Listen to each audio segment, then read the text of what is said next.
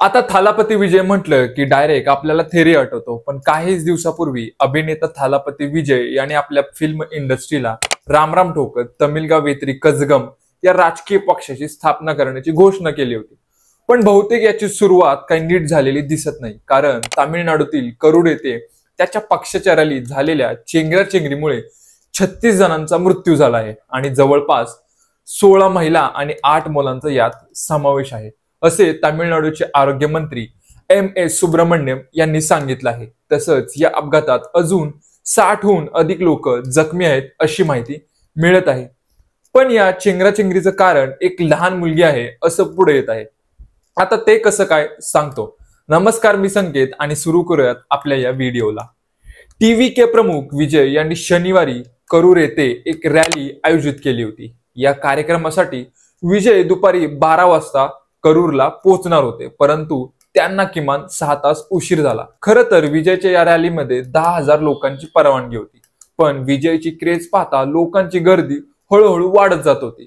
यातच प्रशासनाला फक्त 50,000च लोक येण्याची अपेक्षा होती, पण तिथंच अंदाज चुकला आणि बघता बघता 1,20,000 लोक त्या रॅलीत सहभागी झाले होते.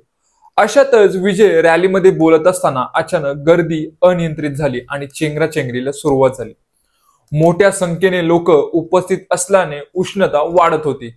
पक्षांचे कार्यकर्ते आणि मुले इतरांसह बेशुद्ध पडू लागले होते. अनेक लोकांनी विजयला खाली काय होत आहे याची माहिती दिली. त्यानंतर विजयने भाषण थांबवले आणि त्याच्या या प्रचाराच्या बसमधून लोकांच्या दिशेने पाण्याच्या बाटल्या फेकायला त्याने सुरुवात केली.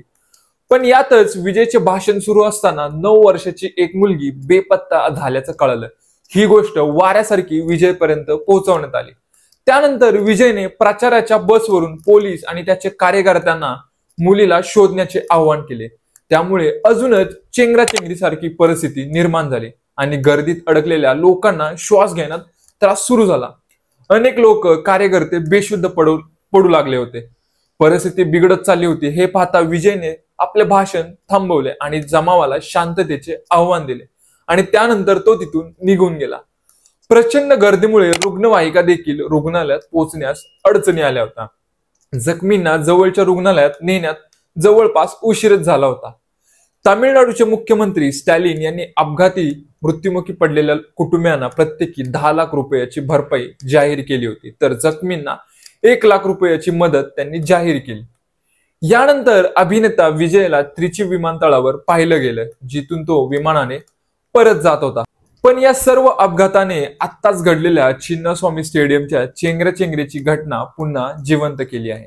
यातूनच गव्हर्नमेंटचा हलगर्जीपणा यातून पुन्हा दिसून आला. तर हे होतं काल घडलेल्या चेंगराचेंगरीचं प्रमुख कारण. तुम्हाला हा व्हिडिओ कसा वाटला मला कमेंट बॉक्समध्ये नक्की कळवा आणि व्हिडिओला लाईक, शेअर, सबस्क्राईब करायला विसरू नका. भेटूया अशाच एका भन्नाट व्हिडिओमध्ये. तोपर्यंत धन्यवाद.